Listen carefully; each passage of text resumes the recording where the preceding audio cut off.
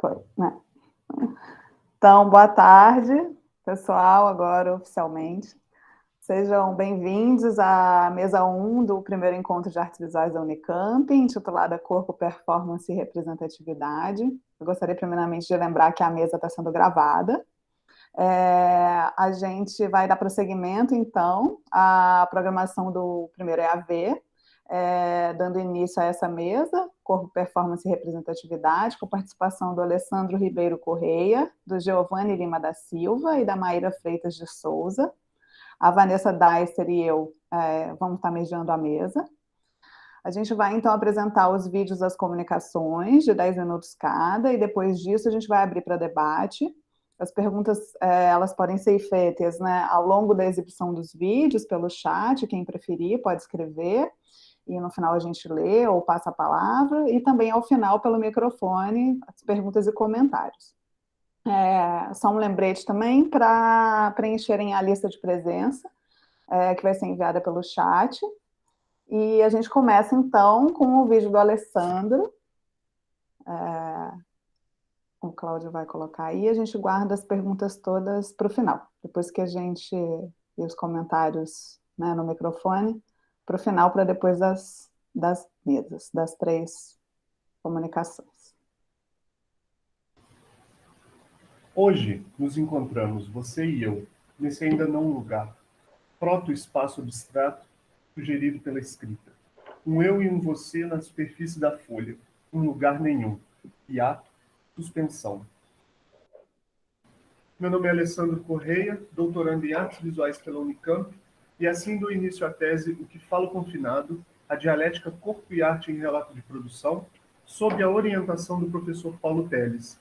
A tese que apresento é construída em 2 tempos, os anos de 2018 e 2019, resultando em um conjunto de trabalhos organizados sob o título Território, e os meses de maio a julho de 2020, durante a pandemia de Covid-19, resultando nos trabalhos organizados sob o título de Orgânico.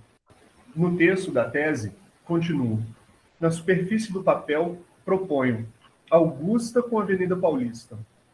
O caminho sugerido é lugar de manifestação de eventos e situações invocadas pelo desejo de ilustrar passagens, de recolher memórias, apontar detalhes.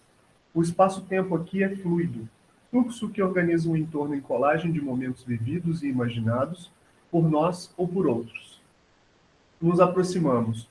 Você percebe que carrega uma mochila grande, porém bastante comum. Nela, levo um conjunto de trabalhos que se organizam sob o nome de Território, realizados entre os anos de 2018 e 2019, são inspirados no poema Contamentos do Pavilhão 2, de Wally Salomão, escrito no ano de 1970, durante a permanência do poeta no presídio Carandiru, em São Paulo. Território é formado por 20 desenhos de anatomia humana, 25 ilustrações inspiradas no poema de Wally, 4 livros-objetos e 13 poemas sobre a cidade e seus trânsitos. O formato de cada peça é A4, e as técnicas são desenho, escrita e impressão, em lápis grafite, tinta guache, caneta esferográfica, sobre papel craft e sulfite. O trabalho é pensado para a montagem no chão, instaurando um espaço geográfico a ser circulado pelo observador. A área total da composição é variável, podendo ocupar até 4 metros quadrados. Em nosso encontro, te convido a caminhar sentido ao centro da cidade, na tentativa de encontrar o poeta que ali caminha pelas imediações da Avenida Ipiranga. Nosso trajeto, porém, talvez não possa ser cumprido, e o poeta não seja encontrado a tempo. O fluxo da realidade talvez se interrompa, como num corte, como tantas outras jornadas são interrompidas, entram em suspensão, e outras ainda que jamais retornam ao fluxo. Esse é o primeiro momento da escrita da tese. Nele, a pulsão, o desejo de pesquisa e produção surgem do encontro com o universo marginal encontrado nos apontamentos de Wally Salomão em seu pavilhão 2 do Carandiru. Nessa fase, o confinamento é abordado como experiência externa, vivência de outro artista tomada como material poético para a produção. Território é um trabalho criado para mobilidade, podendo ser montado em qualquer espaço, expandindo e contraindo sua configuração de acordo com a necessidade de cada montagem. A linguagem corporal adotada para a realização dos trabalhos, porém, se limita à mão e aos braços, ações empregadas em técnicas tradicionais do desenho. O material é de natureza seca e fosca, como o lápis grafite, o grafite em pó e o guache branco. O conjunto é monocromático e seu aspecto é de uma vala comum, onde os fragmentos de corpos não identificados encontram nas ilustrações e nos textos indícios de suas possíveis histórias. A segunda parte da tese nasce de um profundo corte na ordem cotidiana, a chegada da pandemia de Covid-19 no Brasil em março de 2020 e o necessário distanciamento social que dali surgiu. O confinamento, a prisão, o isolamento do contato social, então, deixa de ser uma ideia, um conceito externo e se torna vivência empírica, preocupação imediata. Nessa nova realidade, o espaço de vivência, circulação e produção se limita aos 45 metros quadrados do apartamento. A abertura ao trânsito é cancelada. A pesquisa inicial é interrompida frente às angústias imediatas. O mundo externo se apresenta como uma ameaça concreta, onde é preciso confinar-se para escapar da morte, a própria e a do outro. As inquietações surgidas com o isolamento não eram mais sustentadas pela produção de desenhos em papel A4. Nasce, então, o desejo pela pintura, pelo movimento que se expande sobre o papel. No espaço disponível no apartamento, foi sendo construída uma área que pudesse ser chamada de ateliê, uma mesa de pintura feita com uma porta e 2 cavaletes. O material de trabalho inicial, nanquim, alguns tubos de guache e acrílica, resíduos de outras tentativas de pintura, foi sendo complementado com a chegada de latas de tinta látex e acrílica, cola branca, tubos de pigmento líquido. De 2 de março a 28 de julho de 2020, ocorre a produção da série de trabalhos organizados sob o nome de Orgânico. 51 pinturas acrílica e têmpera vinílica, com dimensões que variam de 1 metro por 70 centímetros a 1,70 m por 90 centímetros cada, com temas circulando entre sexualidade, sonho, corpo e espaço. Além das pinturas, o conjunto conta com 16 livros-objeto e diário de produção. A ação do corpo nesses trabalhos é aberta. O processo de produção convoca a expansão dos movimentos. A tinta é líquida, fluida e brilhante, com grande quantidade de cola branca. O trabalho das pinceladas sugere gozo, esperma. Os temas abordam as imagens experimentadas em sonhos, impulsos sexuais, desejos imediatos, sensações físicas e investimento libidinal. As pinturas se iniciam em tons escuros, mas vão ganhando cores cada vez mais vibrantes e intensas. Se em território o corpo e seus componentes são espaços de investigação, reorganizados a cada montagem do conjunto, em orgânico, o corpo é veículo de experimentação e materialização plástica. A ação da pintura é quase imediata, é ato antes do pensamento. O que fala o confinado, a dialética corpo e arte em relato de produção, busca sua conclusão e síntese no encontro entre os 2 momentos de produção, território e orgânico, no mesmo espaço expositivo. Para possibilitar essa montagem de trabalhos, está em produção um aplicativo para sistema Android e Windows, compartilhável através de link para download, que permite ao visitante explorar uma sala de exposição virtual. Nela, o visitante pode transitar pelo espaço, observar os trabalhos e coletar os capítulos da tese, se aproximando das experiências em jogos digitais. A realização das ações propostas no espaço virtual dão acesso a um ambiente expositivo expandido, onde o jogador visitante pode recombinar os trabalhos, montar outras possibilidades, misturar os 2 momentos de produção. Corpo e arte aqui ganham ainda uma outra configuração, de espaço de análise à experiência plástica, de trânsitos abertos ao confinamento das paredes. O corpo e a arte agora são convocados à experiência de um espaço portátil, nem aberto nem fechado, mas compartilhável e passível de expansões. Muito obrigado.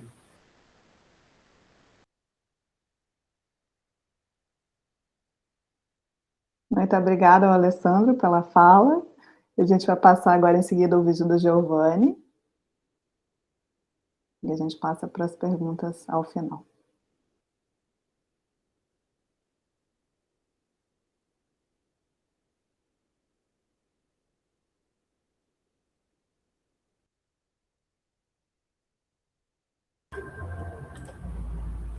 Olá, eu me chamo Giovanni, sou doutorando aqui no programa de pós-graduação em Artes Visuais da Universidade Estadual de Campinas e vou conversar um pouco com vocês a respeito da pesquisa que eu desenvolvi no mestrado, também aqui no Instituto de Artes, que tem como título Exercícios para se lembrar a performance como método para elaboração de subjetividades.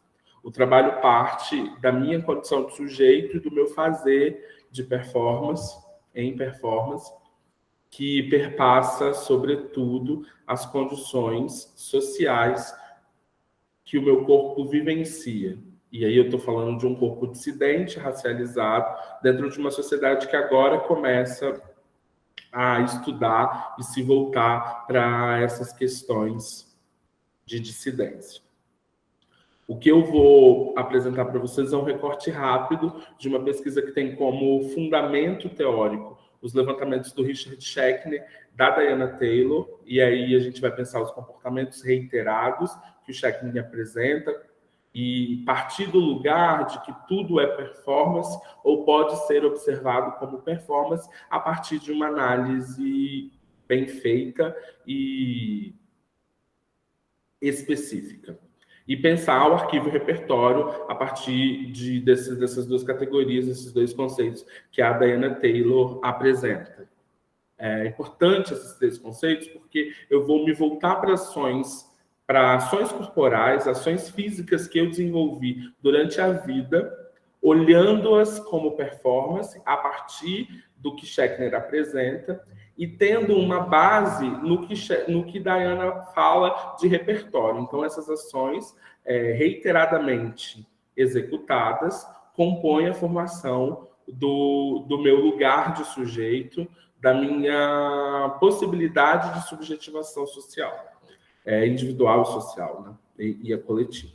E aí eu vou apresentar para vocês uma série de trabalhos que eu desenvolvi ou estudei durante o mestrado dentro dessa carreira que eu venho construindo como artista e como performer. O primeiro trabalho é o Epiderme Social. Esse é um trabalho de duração de 2 a 3 horas, acontece no espaço público, e eu vou para a rua, para o espaço público, com 6 carimbos contendo xingamentos que eu ouvi durante toda a infância e o meu nome, e uma almofada carimbeira, e convido o transeúnte a ativar, como num processo de gravura, esse material sobre o meu corpo. Então, esses 6 xingamentos, eles são acompanhados por um carimbo que contém o meu nome. Então, o transeunte, ao passar pela rua ou diante do trabalho, ele pode escolher se vai marcar meu nome ou se vai marcar um desses 6 xingamentos. E aí é um processo onde eu me vendo e estou com o corpo completamente vulnerável diante das possibilidades de ativação do trabalho. É importante colocar que esse trabalho ele acontece num lugar onde o fluxo de pessoas é muito grande e essas pessoas elas não estão familiarizadas com esse universo da arte. Então, é uma relação do corpo com o corpo a partir do ato de marcar. Esse trabalho aconteceu no Viradão Cultural de Vitória no ano de 2015. Então, aqui eu já retomo uma situação, que são esses xingamentos que eu ouvi durante a infância, que em algumas situações eles davam lugar ou tomavam o lugar do meu nome. Então, os xingamentos são preto, gordo, viado, entre outros. É a relação do outro com esse corpo que socialmente não estava dentro do arranjo permitido e como esse outro nomeava esse corpo que é o meu. Então, para o trabalho eu retomo e dou a possibilidade de que as pessoas se relacionem novamente com esses xingamentos. O segundo trabalho que também parte desse lugar, mas aí eu não estou pensando mais a matéria-corpo como... A matéria-corpo no sentido da materialidade mesmo, né? Do ato, da ação sobre o corpo. Sobre o meu corpo especificamente. O segundo trabalho, então, eu vou pensar o que esse corpo, que recebeu todos esses nomes, quer dizer. E aí eu elaborei a performance que chama O que te diz meu corpo, onde eu produzo o que eu chamo de uma pele macacão, e dessa pele macacão saem fones de ouvido de partes específicas e de partes importantes que trazem consigo histórias da minha formação de sujeito. Assim. Então, saem da minha boca, saem das minhas mãos, saem dos meus pés e saem do meu pênis alguns fones de ouvido que relatam acontecimentos, memórias que, em sua grande parte, são minhas ou de pessoas muito próximas, que se relacionam diretamente com esse trabalho. Então, se no primeiro momento eu estava interessado na ação física sobre o meu corpo, aqui eu quero dizer algo e quero provocar uma ação no outro, no corpo do outro. E aí o trabalho, ele acontece na instância da performance, mas ele opera no lugar da escultura em campo expandido. Porque a partir do momento que, para ouvir as histórias, essas pessoas precisam se relacionar com o meu corpo, elas precisam adotar outras posições. Então, a partir desses dois trabalhos, eu chego num lugar onde a questão da racialização é importante para mim. Porque aí eu retomo o material que eu produzi durante a escrita, durante o processo, né, de documentação da primeira performance Epiderme Social, e observo que a equipe conseguiu contar no meu corpo 717 impressões. E dessas 717 impressões, 458 eram com a palavra preto. E apenas 17 apareciam o meu nome.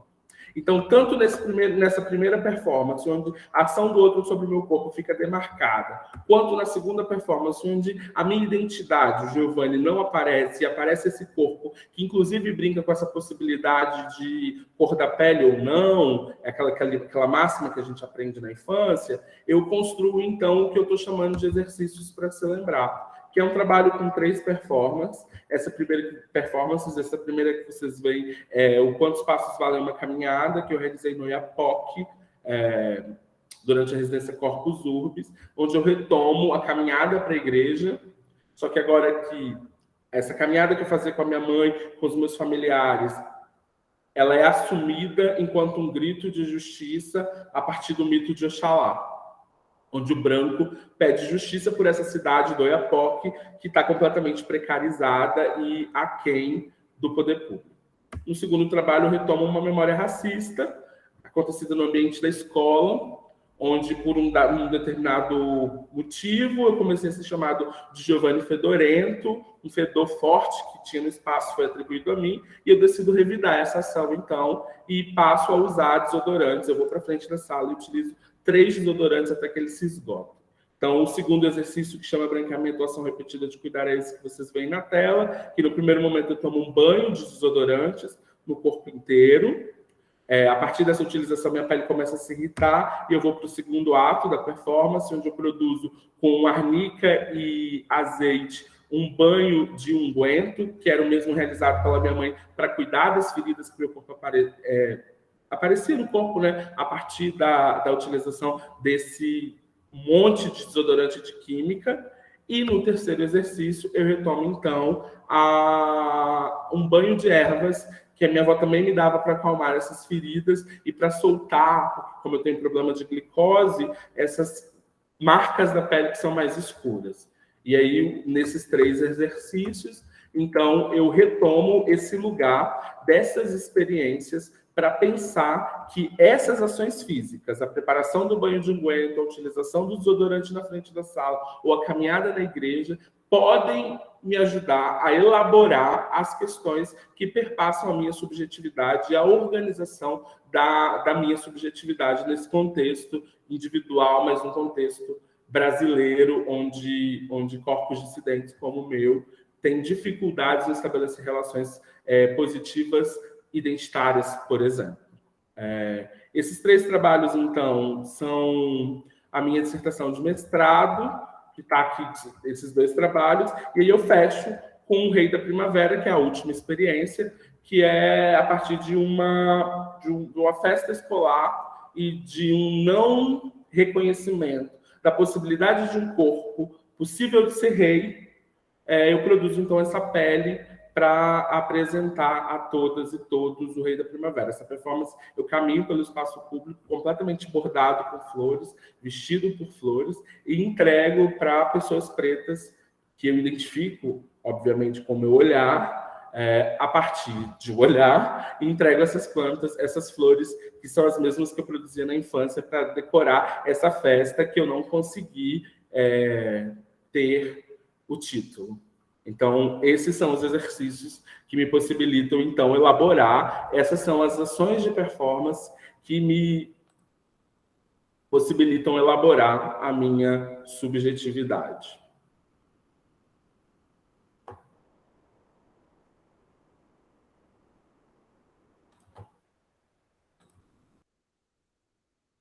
Muito obrigada, Giovanni, também pela sua fala. E a gente passa agora ao vídeo final da Maíra.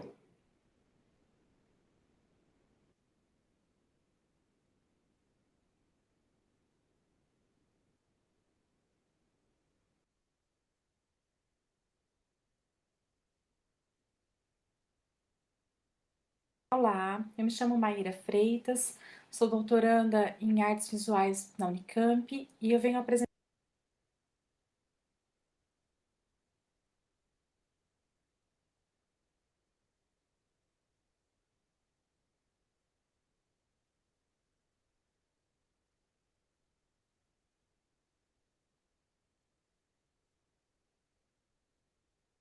Acho que o vídeo está carregando aí um pouquinho, né, gente? Só um minutinho. A gente vai tentar de novo.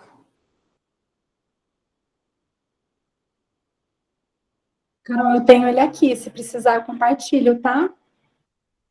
Ah, boa. Obrigada. Como tá aí, Cláudio? Vou tentar de novo. Tá. Obrigada.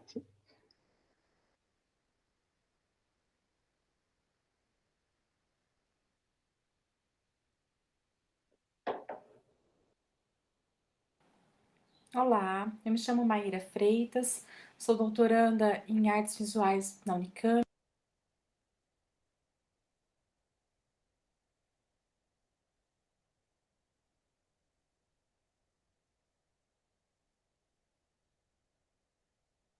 Carol, eu tenho ele salvo aqui no computador também. Vou compartilhar por lá. Vamos tentar, então. Fica tranquilo, Cláudio, porque as máquinas me odeiam. Sempre acontece isso comigo, tá? É normal. Isso lembra pra gente que a gente não tá no mundo real, a gente tá vivendo em outro mundo. Nossa. Eu fiquei me vendo, mas eu fiquei pensando exatamente isso. Eu falei, ai, gente, essas máquinas são péssimas.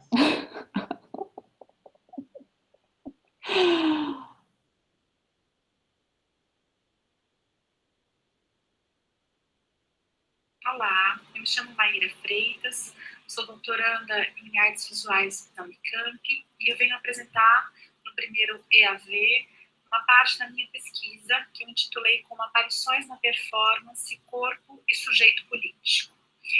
Então eu vou ler a minha comunicação. Refletir sobre a representação de corpos dissidentes de gênero a partir da história da arte e valendo-se de uma metodologia decolonial levanta uma série de problemáticas.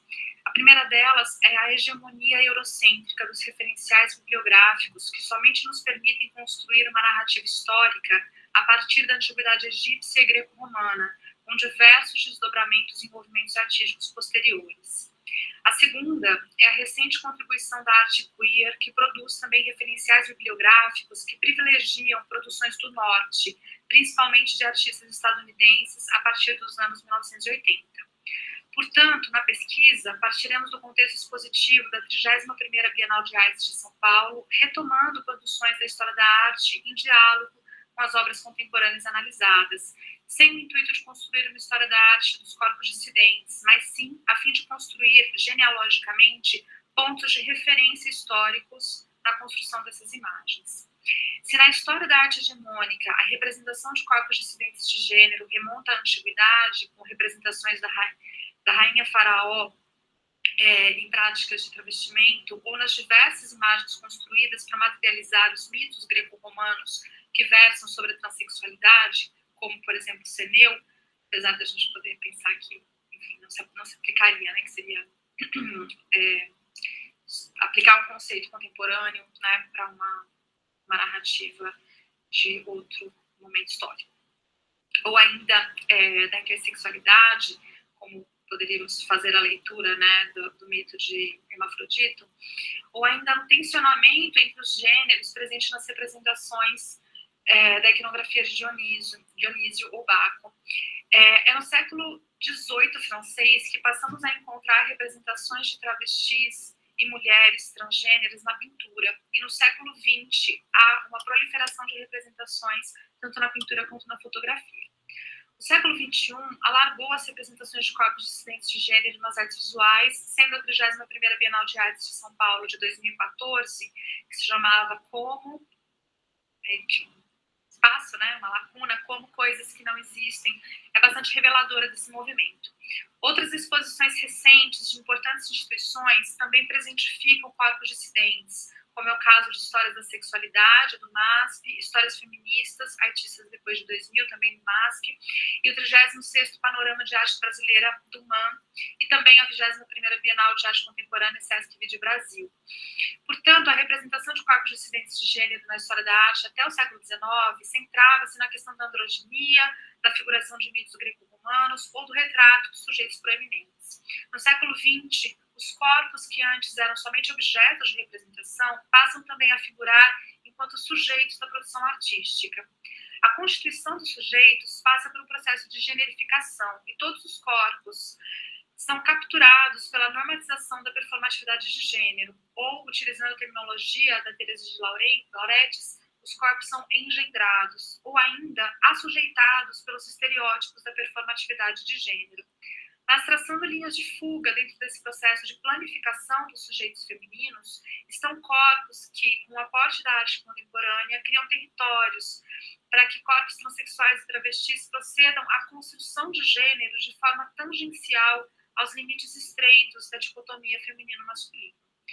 No contexto contemporâneo brasileiro, muitos artistas dissidentes do sistema sexo-gênero produzem obras de performance e videoperformance nas mais alargadas compreensões dessas práticas, criando as margens da representação, ao mesmo passo em que reivindicam a importância da representatividade, em consonância com a análise sobre os paradigmas da ruptura com o sistema sexo-gênero enunciados pelo filósofo espanhol Paul Preciado, quando ele diz, né, e aqui eu cito, falamos uma outra linguagem. Eles dizem representação, nós dizemos experimentação. Eles dizem identidade, nós dizemos multidão.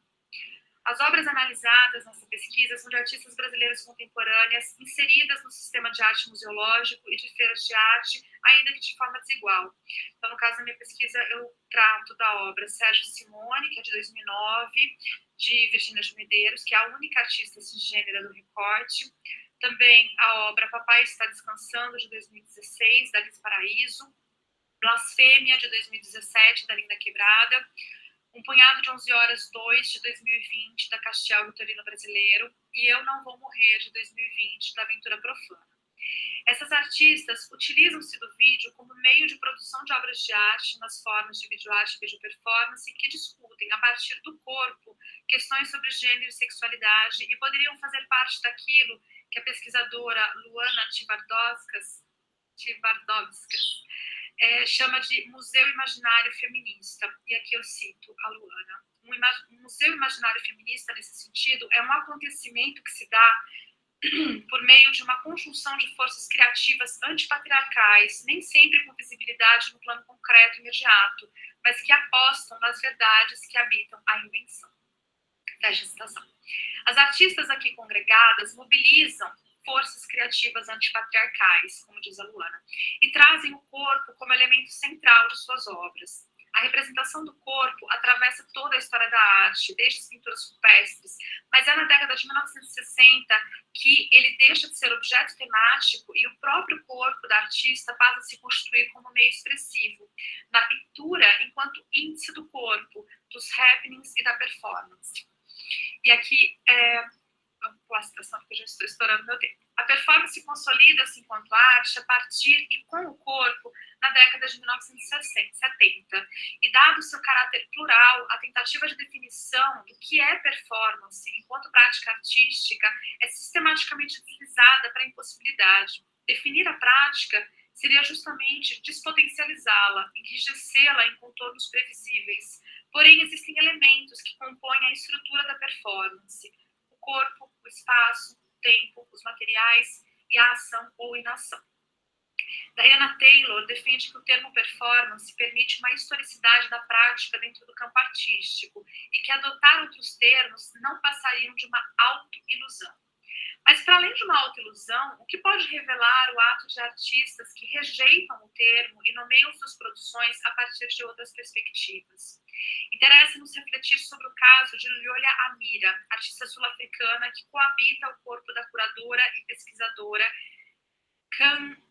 Kanizile Mbongwa. Peço desculpas, não sei pronunciar corretamente. Amira afirma não construir performances, mas sim aparições, sendo uma presença e não uma performer.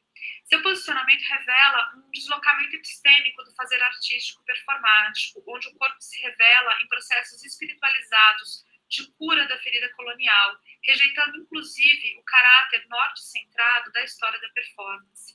Defender-se enquanto presença demarca uma origem outra de sua prática artística, intimamente relacionada com uma política de acolhimento e autocuidado,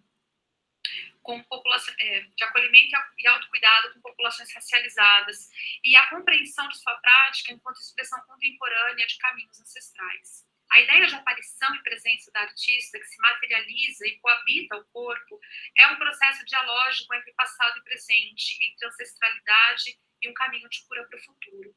Aparecer, ou nos termos da performer brasileira musa Michele Martiuzzi, encarnar, que eu cito a Martiuzzi, encarnar para mim significa sobreviver às catástrofes. Encarnar para mim significa sobreviver às catástrofes e silenciar as noções de civilidade. Enquanto construção poética se vincula através do caráter vívido da arte da performance com o direito ao aparecimento. Judith Butler, em Corpos em Aliança e a Política das Ruas, reflete sobre as relações entre performatividade de gênero e precariedade, para pensar as potências da vulnerabilidade. A filósofa afirma que a precariedade designa a situação politicamente induzida na qual determinadas populações sofrem as consequências da deterioração de redes de apoio sociais e econômicas mais do que outras e ficam diferencialmente expostas ao dano, à violência e à morte. E ela, aqui eu termino a citação, e acrescenta que sujeitos dissidentes de gênero em um contexto de vida generificada binariamente, por não viverem seu gênero de modos inteligíveis, estão expostos a um risco maior de assédio, patologização e violência. Vidas precarizadas possuem menos possibilidades de acessar o direito ao aparecimento, sendo, portanto, privadas do reconhecimento que legitima os corpos como humanos e detentores de vidas vivíveis. Butler defende que o princípio de resistência ao apagamento é o encontro e agrupamento, a formação de alianças que permitem, primeiro, que os sujeitos se tornem legíveis no interior do grupo, para depois ocuparem, enquanto multidão corporificada ou representada por seus componentes, o espaço público. Ocupar o espaço público enquanto uma performatividade de assembleia pode, portanto, se dar coletiva ou isoladamente, em vários espaços.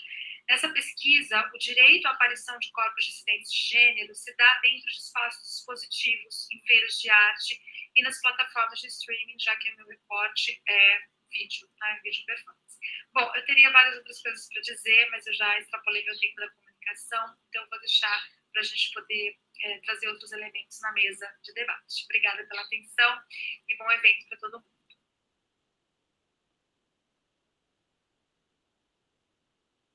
Muito obrigada, Maíra, pela fala. A gente vai iniciar agora o debate. A Vanessa vai assumir agora. Oi, boa tarde a todos.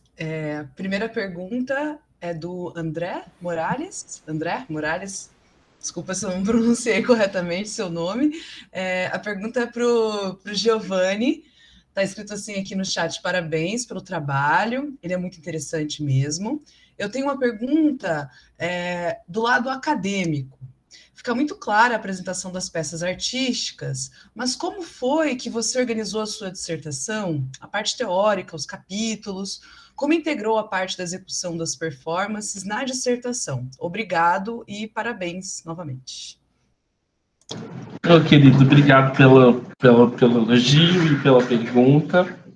Também quero agradecer aqui Carol e Vanessa e Maíra, que também está na organização do evento, pela possibilidade de estar junto com vocês nesse momento, que é um momento que a gente está distante, né? E ver vocês, pelo menos aqui na tela, já dá uma aquecidinha no coração. Andrés, assim, a gente que pesquisa, eu falo a gente porque imagino que você também deva estar nessa sinuca de bico. A gente que pesquisa a poética, na verdade é interessante a gente fazer um apanhado maior, assim. Por muito tempo, as poéticas não entravam na pesquisa, né, na teoria ali. O artista, mesmo que pesquisasse o seu trabalho poético, quando ia para o ambiente acadêmico, tinha que se virar e produzir uma reflexão teórica, porque ainda na balança da academia brasileira, a teoria e a prática possuem pesos diferentes. Então, a gente ainda tem instituições que permitem ao artista a produção de seus objetos de arte e a apresentação desses trabalhos nas suas dissertações e nas suas teses. Não é o caso da Unicamp. A Unicamp exige que a gente produza uma reflexão textual e uma reflexão acadêmica mesmo, né? Uma reflexão crítica a partir da produção poética. E eu estive exatamente nesse lugar ali, de um artista que tem uma prática bastante... A minha prática acontece de modo natural, no sentido de organização dos meus processos enquanto indivíduo, que refletem na minha produção de artista, mas cheguei na academia e precisava colocar isso dentro de algum lugar. Então, como que eu... Quem a minha teoria, quem me ajudou, assim, de teórico, primeiro foi o meu orientador, né, o professor Gilberto Alexandre, que me ajudou a organizar esse pensamento, assim, de como colocar a poética dentro da teoria. Mas, sobretudo, ter me encontrado com os escritos da Diana Taylor e do Richard Schechter, porque eles vão olhar para uma outra noção de performance, que é exatamente a noção de performance que me interessa e é que eu tenho feito, que eu tenho me debruçado sobre para estudar. Então, nesse sentido, para a organização da dissertação, eu parti da análise de performances do meu cotidiano, para chegar na produção artística. Então, eu abro a dissertação, ela até está depositada aqui já na Unicamp. Eu abro a dissertação contextualizando o meu corpo e como fazer performático que rompe com a lógica da performance arte, que é muito importante e que tem um lugar na história da arte, que é relevante a gente pegar os movimentos de 60, 70, 80 e fora do Brasil, mas como o meu corpo rompe com essa ideia de performance arte e se apreende, se aproxima de uma noção de performance do Richard Schechter, que pensa que tudo é performance ou pode ser analisado a partir de uma ideia de performance. Então, para dar corpo a essa tese, no primeiro capítulo, eu apresento experiências da minha infância, que eu tenho memórias escritas em diários e algumas fabulações de lembranças, e a partir dessas memórias, dessas experiências, que são ações físicas e corporais, eu construo uma noção de performance. Para, no segundo capítulo, eu parti, então, para uma aproximação com outros artistas que, a partir da minha análise, têm esse mesmo percurso, que partem de experiências do seu cotidiano, experiências das suas vivências individuais para produzir no campo da performance. E aí eu me aproximei da Priscila Rezende, que é uma amiga querida, da Renata Felinto, me aproximei de pessoas que estão no meu convívio, que são próximas a mim, que estão no sistema da arte também e que, de alguma forma, têm essa experiência individual refletida nos seus trabalhos poéticos. E no último capítulo eu apresentei, então, a série Exercícios para se Lembrar, que é uma pesquisa autobiográfica nesses cadernos de memória, e aí eu trago os cadernos, eu transcrevo esses textos e apresento o processo de criação, para no final, na conclusão, eu dizer como isso me motiva a elaborar um conceito, que é o que eu estou elaborando agora no doutorado, que é de performance e testemunho.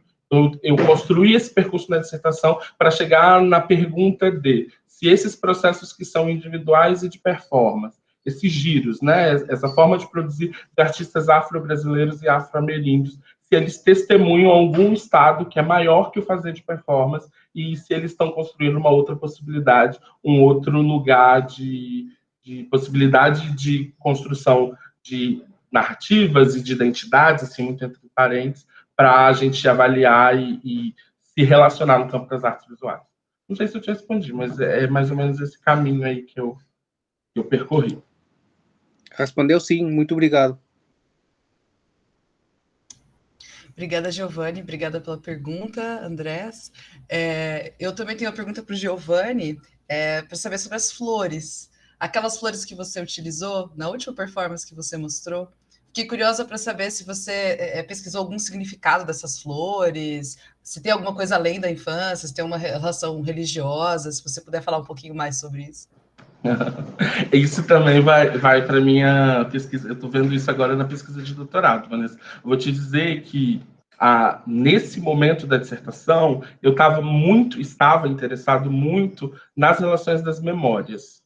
Então é aquela flor que de alguma maneira eu me relaciono a partir dessa experiência que conecta, né, a minha infância e esse momento. Só que se você olhar para a imagem do Rei da Primavera, ele é uma entidade.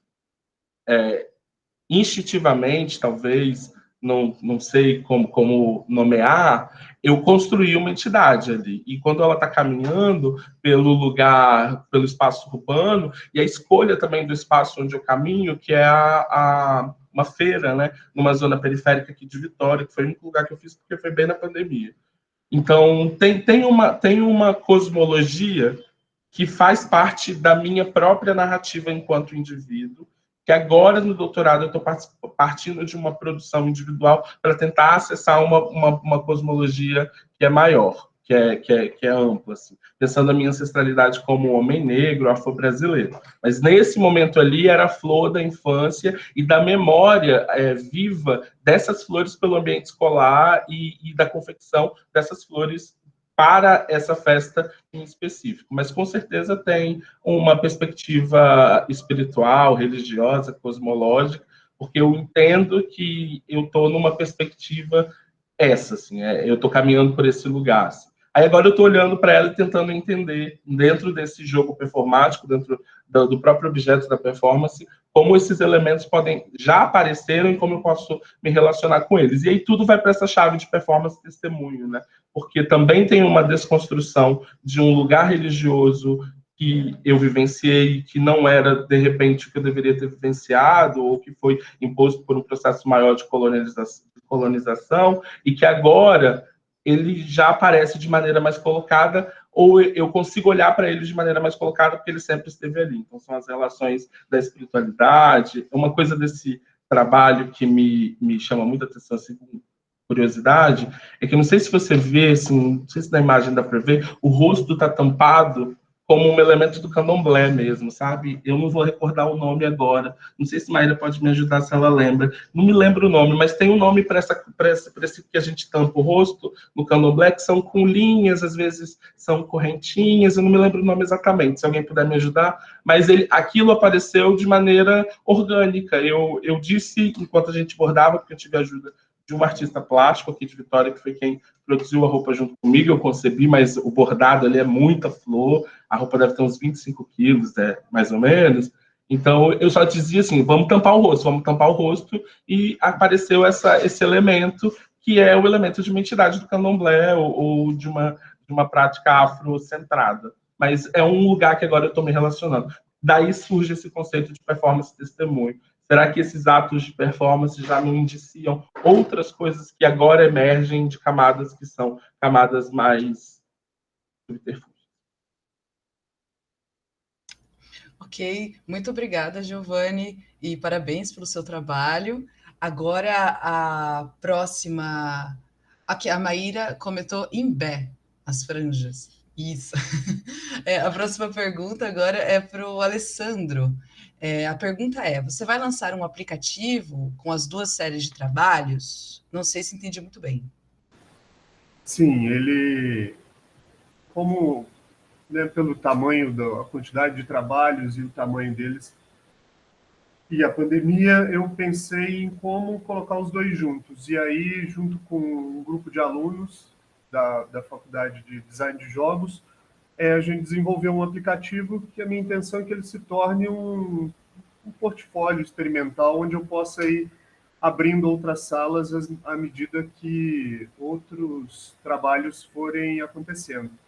E como ele fica ali no Google, é só fazer o download e ele vai sempre sendo atualizado automaticamente. Então, a intenção é um aplicativo para o celular e para PC, para que as pessoas possam visitar a exposição, ler pedaços da tese e por aí afora. Ok, obrigada, Alessandro. Tinha uma pergunta antes que eu não vi, gente. Peço desculpas, da Sônia. Aos 3 participantes, ou para quem achar interessante, né, comentar. A pergunta fala sobre confinamento, corpos dissidentes, representações ou refrações de corpos. A arte propicia, para além dos olhares e experiências, processos de cura, autocura, perdão. Aí tem uma interrogação.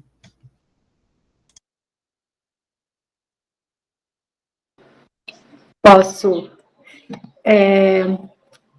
Eu tenho pensado muito nessa chave da cura, né, da arte enquanto um processo de cura na minha pesquisa, que é uma coisa que aparece muito colocada em algumas artistas, em outras não, mas, enfim, dentro das categorias analíticas, uma das categorias é realmente a presença, né, da questão da espiritualidade ou da religiosidade.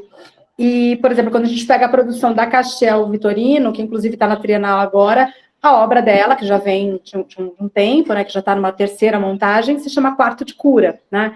Então, esse processo da arte enquanto cura é uma coisa que, inclusive, eu falo bastante com o Giovanni, porque eu enxergo isso na produção dele, né? A gente tem uma parceria, eu tenho escrito bastante sobre a produção dele, e aí ele refuta um pouco esse lugar da cura, um pouco nessa lógica de que a cura seria um estado pronto, né? Mas eu entendo a cura como um processo, né? Então, eu penso que essas produções contemporâneas em performance, de sujeitos racializados, dissidentes ou não, né? Se a gente pegar, por exemplo, a Ayrton Heráclito, não é um sujeito dissidente de gênero, mas é um dissidente sexual, é um homem homossexual que também trabalha essa dimensão da espiritualidade na produção performática, na produção em vídeo, enfim.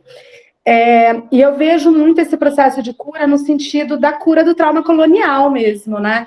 Que é um pouco... Eu sei que o meu áudio ficou bem prejudicado, eu não sei quantos vocês conseguiram entender, assim, ficou muito metálico o som, mas é um pouco do que eu falo dessa dimensão da aparição, né? Porque quando a gente constrói corpos que não são esses corpos hegemônicos e que no processo de produção poética eles se colocam, se fazem visíveis, se tornam sujeitos políticos, né, que aparecem, e aí a gente tem todo um rastro teórico que discute a aparição. O Rancière vai falar da aparição, a Butler vai falar da aparição. Vocês ouviram bem? Então é o meu celular aqui. As máquinas me odeiam, gente, é isso mesmo, que bom que vocês ouviram bem. O Sambussier também vai pensar a dimensão da aparição, né? Então a gente tem aí esses corpos que sempre foram escamoteados nas representações visuais e que hoje se colocam, e que esse se colocar já é um processo de cura, porque é um processo de ocupação de um espaço que antes era negado. Isso não quer dizer que seja fácil, que seja simples, que não seja um percurso também de outras violências. Mas quando esse corpo aparece, ele venceu alguma questão do trauma colonial, né? Então, eu enxergo, sim, esse processo de cura. Mas, quando você fala, desculpa, Sônia, quando você fala de perdão, aí eu já escapo disso. Eu acho que perdão é um conceito extremamente cristão e que eu não vejo esse vínculo de perdão. Eu acho que é o contrário. Eu acho que é um vínculo, talvez, essas aparições, elas se façam... Penso muito na Bell Hooks, no Erguer a Voz. É difícil uma mulher negra falar e ser ouvida, né? Então, não há perdão, não há nem auto-perdão, nem perdão com o outro. Tem ocupação de um espaço, né? Aparição. Eu existo e eu vou me fazer representada também. E aí, só para pegar um pouquinho o gancho, depois que eu mandei o vídeo, eu fui na Pinacoteca. Fazia muito tempo que eu não ia em exposição nenhuma, e eu tive essa experiência, né, de aparecer dentro da Pinacoteca. E eu vou tomar a liberdade de compartilhar com vocês, porque eu quero que vocês pensem comigo. Isso aqui. Tem uma obra na Pinacoteca, na verdade são 2 obras. Vocês estão vendo a minha tela? Vamos ver se as máquinas vão me ajudar aqui. Acho que agora entrou, né? Tá. Então, eu trouxe aqui só um exemplo, né? Então, são 4 fotografias, registros dos anos 70, de cenas de carnaval. E aí, eu trouxe a legenda dessa obra. Então, temos aqui, né, Lúcia Guanais, as obras não têm título, porém, elas fazem parte da série Transfigurações. Desculpa, não é dos anos 70, não, era a outra que era dos anos 70. Eu estou mostrando a dos anos 2000. E aí tem uma legendinha da Pinacoteca, que é o que eu quero ler com vocês. A Pinacoteca de São Paulo reconhece que o título dessa obra, Transfigurações, contém palavras ou expressões que podem ser consideradas ofensivas, embora de uso comum no contexto histórico que foram propostas. O museu considera que é seu papel atualizar debates como esse e informa que está em curso um processo de pesquisa para as revisões necessárias. Por que eu estou mostrando isso aqui para vocês? Porque o que a gente tem nessas fotografias? A gente tem corpos sendo representados. E que corpos são esses? São corpos dissidentes do sistema sexo-gênero. E aí a Pinacoteca pede desculpas pelo título. E aí eu fico muito intrigada, porque eu não sei para quem é que a Pinacoteca está pedindo desculpas. A Pinacoteca está pedindo desculpas para uma pessoa do público que seja dissidente de gênero ou dissidente sexual e que chega ali que se sinta ofendida com a palavra transfiguração? Ou a Pinacoteca está pedindo desculpas para o público pelo conteúdo que está ali representado, por esses corpos que estão aparecendo, né? Então, quando a gente pensa em processo de cura, esse processo de cura no sistema das artes, ele não se faz só nas obras, né? Ele tem que se fazer também em toda a estrutura de curadoria, de museologia, de programação. Então, é um pouco isso que eu tenho pensado. Mas eu não vou me estender, mas eu acho sim que tem cura, mas que não há perdão. Não há o que se perdoar, né? Obrigada. Obrigada, Maíra. O Giovanni, o Alessandro, vocês querem comentar também sobre essa pergunta? Eu acho que colocar, por exemplo, na conta da produção artística ou do artista uma responsabilidade de curar uma sociedade, talvez um papel possível seja muito mais apontar uma doença e apontar que seja caminhos e possibilidades para essa cura, mas vai ter trabalhos que vai ser justamente o oposto. É para doer mesmo e não é para sanar ferida nenhuma. Pelo contrário, é para expor essa ferida e o observador, quem vai olhar, enfim, vai tentar encontrar ali respostas para as suas próprias questões. Com relação a esse aspecto da arte, eu tenho um pouco esse ponto de vista, assim, de às vezes não é nem para curar, às vezes não é nem uma aspirina que você dá para o doente, você tem que deixar aquilo vir à tona para que possa ser elaborado de alguma forma. É isso. Você sabe que eu concordo muito. Eu concordo com a perspectiva que a Maíra traz, assim, sabe? De um processo pessoal, de um processo de produção individual de cura, assim, de reposicionamento. Eu confesso para vocês, como a Maíra colocou, que eu tenho um pouco de problema com o termo cura, porque na estrutura da minha subjetividade, da minha produção de gente, assim, a cura está muito atrelada a um processo religioso cristão neopentecostal. E esse lugar me dá um pouco me assusta. Então, eu tenho um pouco de dificuldade ainda de lidar com a cura. Mas eu entendo quando a Maíra coloca, e concordo, que é um processo de cura da presença. É a produção da presença. É dizer que, sei lá, a Cachel Vitorini está na Trienal falando de cura e colocando o corpo dela enquanto um corpo presente. E aí eu acho que as artes visuais, e sobretudo a performance, têm produzido esse estado de presença. E aí a presença que cura a ausência. A ausência nos acervos, nas programações, enfim, tudo que vocês também estão no campo conhecem. Agora, o perdão é uma chave muito traiçoeira, porque ele leva esse processo inteiro de volta para a chave cristã. E a chave cristã só ferra o negócio.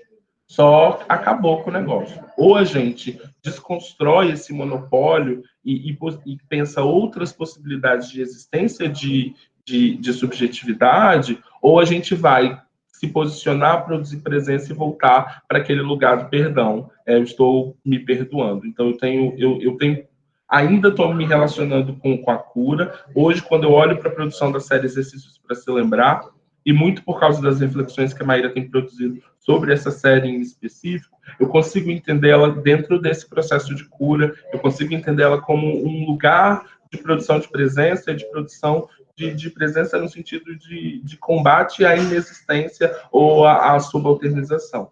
Mas ainda acho que eu preciso avançar no lugar da cura para tentar entender isso como um processo decolonial e um processo que, além da presença, fala de um lugar coletivo e rompe com essa possibilidade da individualidade. Mas o perdão é algo que eu acho que a gente tem que rechaçar, porque o perdão é a pior ferramenta do cristianismo, porque é ela que prende a gente à existência de um Deus maior que na nossa pior manifestação de si ele perdoa. Isso é muito cruel com a gente, porque coloca a gente num lugar específico, assumindo uma postura específica, e isso não é legal. Então, perdão eu rechaço, mas a cura talvez seja um caminho para a gente pensar essa possibilidade de existência. Obrigada aos três. Aqui surgiu um comentário do Lucas. Acho que também existe uma perspectiva cientificista que atravessa essa conceitualização de cura, até mesmo pensando na formação enquanto psicóloga da Castiel, por exemplo, que trabalho isso bem intimamente. E eu gostaria de abrir agora a todos, todas, todes, para mais perguntas. Se vocês têm alguma pergunta a mais para algum dos participantes, estamos encaminhando agora a nossa mesa para os 15 minutos finais.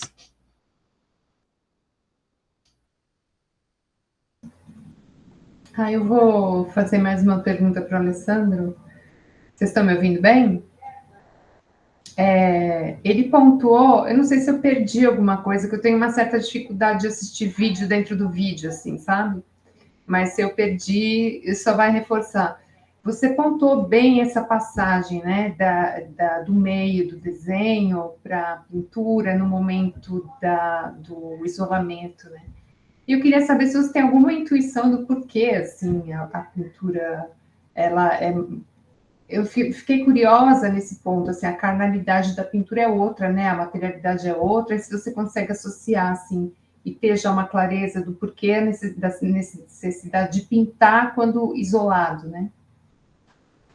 Era porque o desenho, né, a ação de desenhar, ela é muito para dentro, né, ela te coloca ali numa posição na frente do papel que ele é menor. Enquanto o mundo funcionava e era possível subir e descer e pensar a pesquisa e romantizar uma situação de prisão, né, seja do Ali, seja de outros artistas que produziram em confinamento, e você fica ali teorizando sobre aquilo, era suficiente para o corpo, essa ação menor, porque a pesquisa permitia um trânsito. Quando a pandemia chega e essa situação de prisão se torna uma realidade vivida, aí o corpo tinha que se expandir para algum lugar. Ele precisava, no caso ali, se jogar em cima de alguma coisa para que aquela angústia, a raiva, a sensação de luto, as repetições na cabeça pudessem encontrar um espaço. E aí o papel não dava mais. Ele rasgava, ele era pequeno demais. Então, o formato foi expandindo, os temas foram expandindo, essa passagem foi justamente para poder trabalhar com esse material mais plástico e poder gastar, que suportasse essa energia que estava aparecendo ali. Então, a escala foi aumentando, os temas foram ficando cada vez mais complexos e a tinta foi ficando mais orgânica. Então, era uma necessidade do corpo, desse corpo que parou de ver o confinamento como uma teoria, né, como uma experiência do outro, como uma produção poética do outro, e resolve explorar esse confinamento a partir da minha própria vivência com o confinamento. Foi por aí.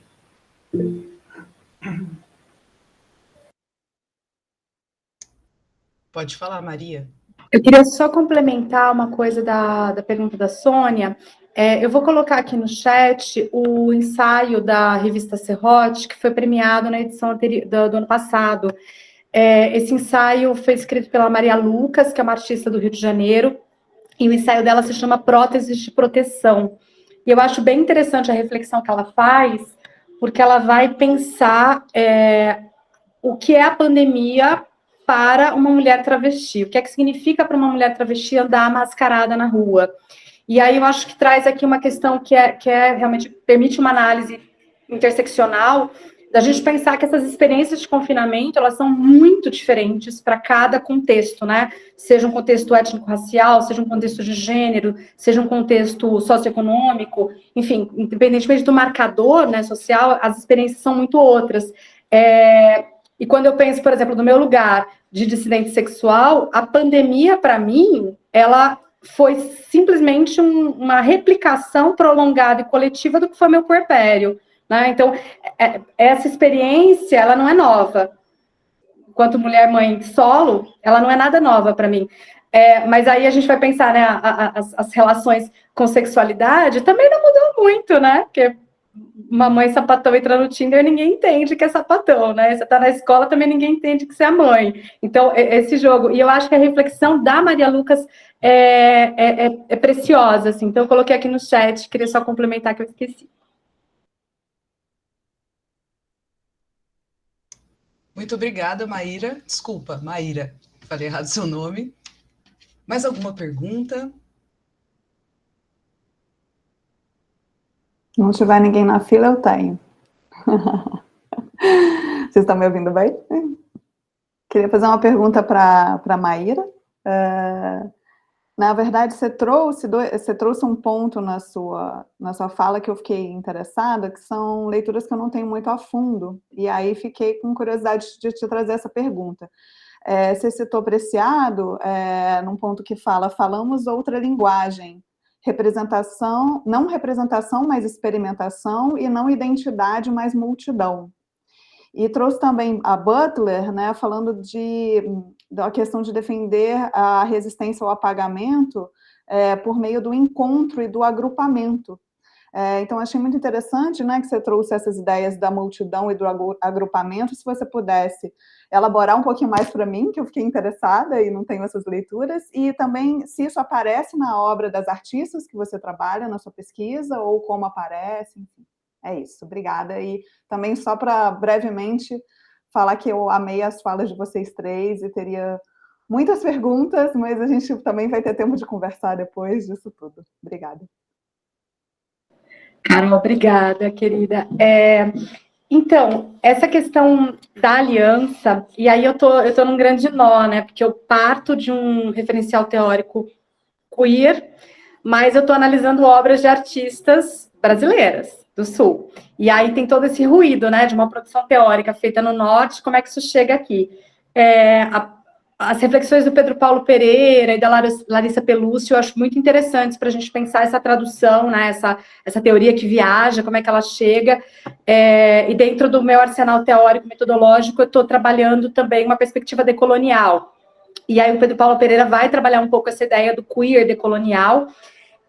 Mas, assim, o que eu acho que é interessante da tua pergunta, assim, com relação à questão da aliança, a Butler fala muito, né, da importância da aliança, e é muito interessante ver a Butler que fala de uma perspectiva pós-identitária, quando ela vai analisar questões contextualizadas no Brasil, ela volta. Ela fala, a identidade para vocês é necessária, porque a identidade é o que garante vida, é o que garante que você consiga chegar até o supermercado e voltar com vida, né? Ou não, né? Vídeo Carrefour.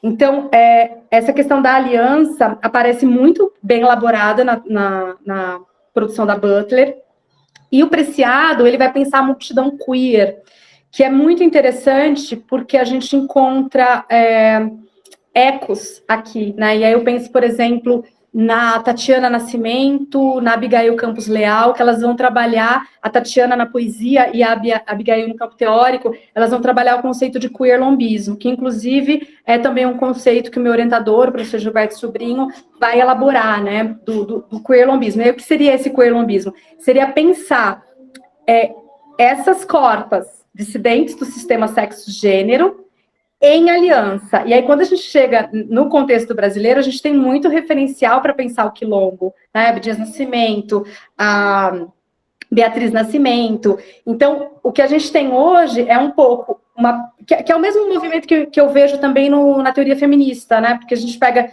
o transfeminismo hoje, que já está mais estabelecido, de 10 anos para cá, né? Com a Jaqueline Gomes Jesus, agora com a produção da Letícia Carolina,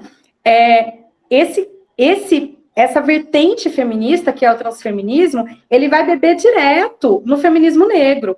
E, de novo, o que a gente encontra nas perspectivas do queerlombismo também é um olhar do agrupamento, da coletividade, do espaço de resistência, que se aprende dentro do movimento negro, né? Então, a gente tem esses diálogos, assim, entre estratégias de resistência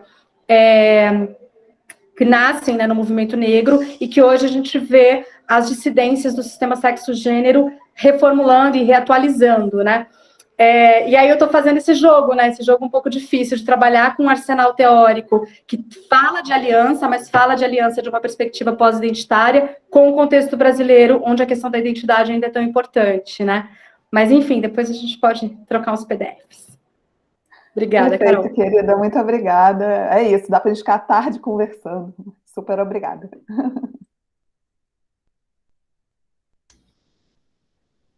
Bom, alguém tem mais alguma pergunta final? Não sei se dá tempo, ainda dá tempo, Carol, de fazer mais uma pergunta?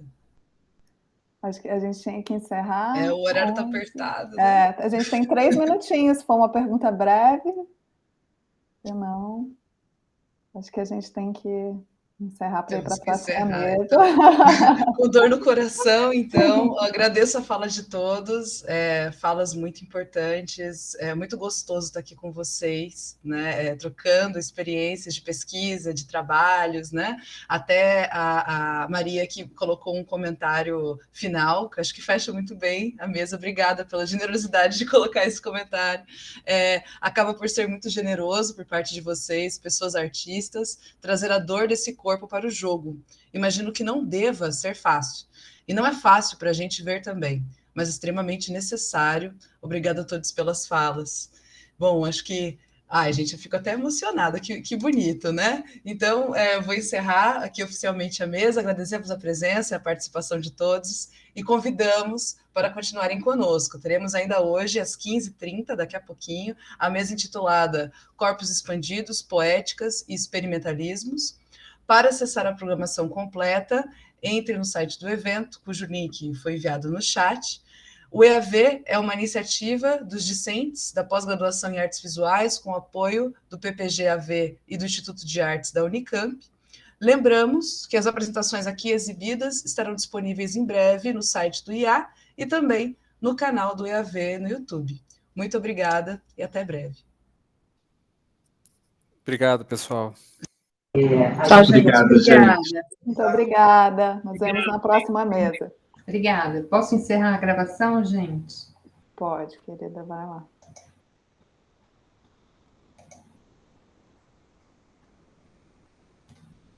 Prontinho. Deu certinho aí? Aqui Deu, ainda está tudo gravando, mas acho que aqui demora um pouquinho, né? Uau! Não, pera. Não, aqui está gravando ainda. Interromper. Ah, não, peraí. É que ele